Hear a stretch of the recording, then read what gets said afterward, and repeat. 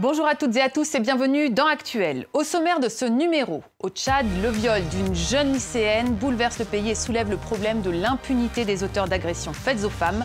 Après des manifestations sans précédent, les autorités tchadiennes affirment qu'elles prendront toutes les mesures nécessaires. Au Mexique, la ville de Ciudad Juárez est tristement connue pour ses féminicides. Notre correspondante est allée enquêter sur place. Et enfin, rencontre avec Sonia Zeroual, nommée pour le César de la meilleure actrice dans le film Fatima. Femme de ménage à Lyon, elle a obtenu le rôle sans trop y croire et est devenue une source de fierté pour de nombreuses Françaises d'origine maghrébine. Mais pour commencer, direction le Tchad, où le témoignage d'une jeune fille abusée sexuellement a provoqué une vague d'émotions et de colère, forçant les autorités à réagir. C'est une jeune femme bouleversée qui nous raconte son calvaire. Zouhoura a été enlevée et violée par 5 hommes. Ils m'ont pris, on est parti dans un endroit inconnu, là où je ne connais même pas l'endroit. Et là, ils commencent à me déshabiller, à me prendre en photo. Ils sont en train de s'amuser, rigoler, tout. Ces agresseurs ont ensuite mis en ligne une vidéo d'elle nue et en larmes. Ils m'ont demandé de ne rien dire, sinon ils vont le refaire. Ils vont publier sur les réseaux sociaux. Et dès que je suis arrivée, j'ai dit à mes parents, je ne pourrais pas parce que je pourrais pas, c'était plus fort que moi.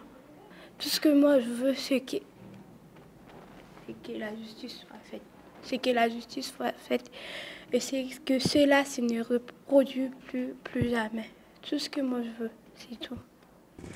Les 5 auteurs de l'agression ont été arrêtés et l'affaire a rapidement pris une tournure politique, car l'un d'entre eux est le fils du ministre des Affaires étrangères, les autres sont issus de familles d'officiers supérieurs. Résultat, de nombreux Tchadiens sont descendus dans la rue pour dénoncer le viol. Une manifestation brutalement dispersée par la police, bilan un jeune de 17 ans tué par balle par les forces de l'ordre, ce que le procureur a reconnu. Nous informons l'opinion publique nationale et internationale que les éléments de la force de l'ordre mis en cause dans cette affaire seront mis aux arrêts et traduits devant les tribunaux pour répondre de leurs actes. Après le témoignage de Zouhoura, le président Idriss Déby a dénoncé un acte ignoble et promis que les coupables seraient punis. À la frontière avec les États-Unis, la ville mexicaine de Ciudad Juárez a longtemps été considérée comme une capitale du crime, avec ses cartels, ses trafics de drogue et de migrants et surtout 400 féminicides depuis 1993. La situation s'est récemment apaisée, pourtant la plupart des assassinats de femmes demeurent irrésolus ou impunis. Laurence Cuvigné est allée enquêter sur place. Je vous propose de découvrir un extrait de son reportage. Ciudad Juárez, une ville parfaite pour les réseaux de prostitution. Posée sur la frontière, elle attire les Américains qui cherchent des services sexuels moins contrôlés. C'est ici aussi qu'ont fleuri dans les années 90 des centaines de maquiladoras, là où de petites mains sous-payées fabriquent toutes sortes d'articles pour le marché américain. Beaucoup de disparus travaillaient dans ces usines. Ma fille était partie pour un rendez-vous, ici dans le centre. Elle n'est jamais revenue. Mais on est pourtant en plein centre-ville, il y a beaucoup de surveillance policière ici, non? Non, on dirait, mais non. Ici, c'est comme la gueule du loup pour les jeunes filles. Susana fait partie des quelques 1500 mères qui ne cherchent plus. Sa fille Lupita a été retrouvée morte en 2012. L'enquête a prouvé que la jeune fille de 17 ans avait passé les mois suivant son enlèvement dans ce lieu sordide, l'Hôtel Verde. Ici, un réseau criminel a exploité des mineurs pendant des années. Nous sommes à tout juste 4 rues de la mairie.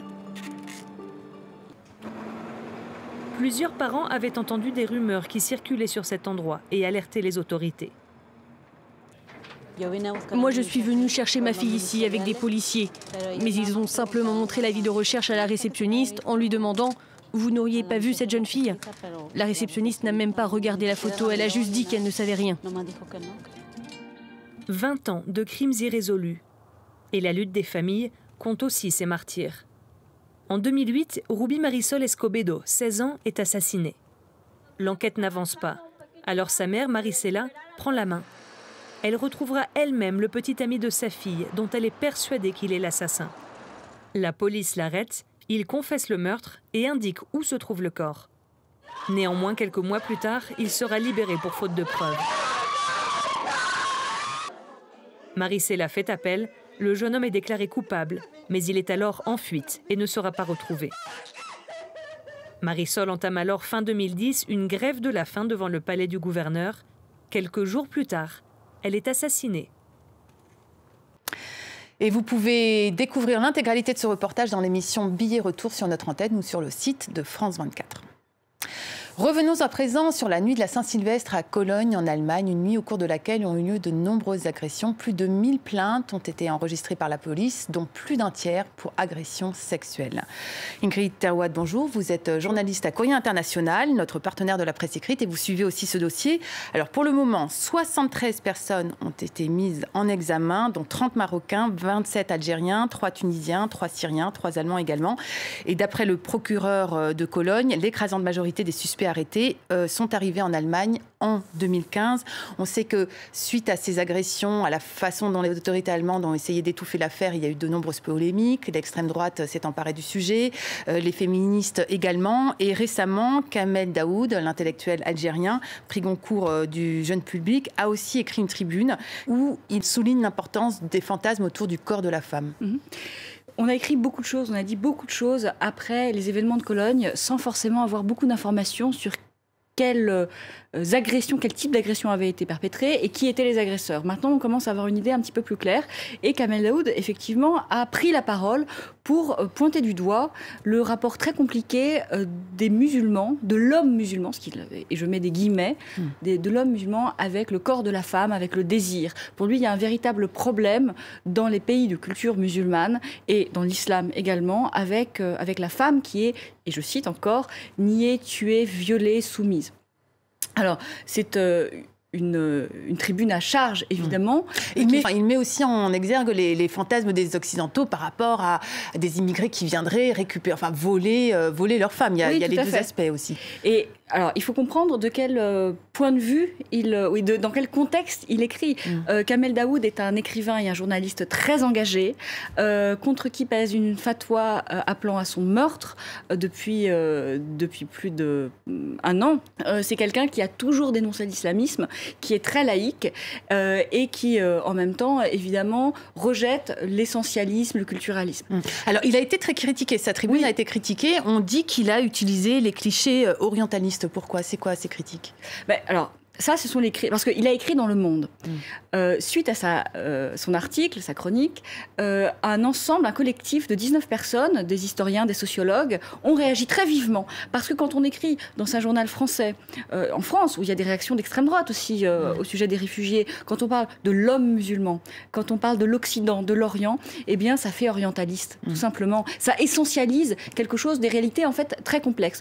Donc c'est un problème. Et lui se défend en disant finalement il ne fait que dire tout haut ce qui se dit en privé d'habitude. Exactement. Lui s'est défendu dans les colonnes de son journal, Le Quotidien d'Oran, dont on a passé des extraits sur le site de Courrier International. Et il explique, voilà, ce genre de critique de l'islam et de critique des sociétés musulmanes, on les entend tout le temps.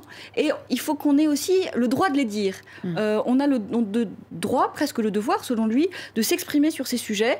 Et on ne peut pas être accusé sans arrêt d'islamophobie ou d'essentialisme indigène, pour reprendre ses propos, dès qu'on adresse une critique. Il faut comprendre que ces critiques et cette accusation d'islamophobie peuvent être pertinentes dans le contexte occidental, après la déferlante islamophobe suite aux agressions de Cologne. Mais quand on est un intellectuel algérien, soi-même frappé par une fatwa de meurtre, on a du mal à encaisser ces critiques qui paraissent franchement déplacées, voire politiquement correctes.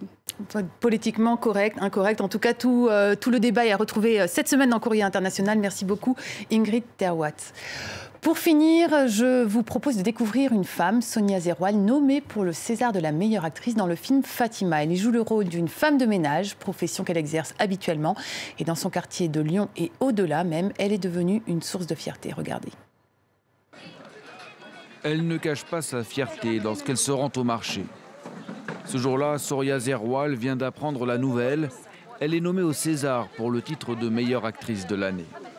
C'est un choc pour moi. faites bien la baignoire à fond, hein? Vous n'oubliez pas les cheveux là dans le siphon. Je suis persuadée qu'on va bien s'entendre. Soria interprète le rôle principal dans Fatima, l'histoire d'une femme de ménage d'origine maghrébine qui fait tout pour offrir le meilleur à ses 2 enfants qu'elle élève seule. Mon bonheur, il est complet. Jamais j'ai imaginé un jour j'ai tourné dans le cinéma ou bien c'est vraiment c'est comme nous dit chez nous, c'est le mektoub. Le mektoub, c'est-à-dire le destin. En réalité, son rôle, elle l'obtient presque par hasard.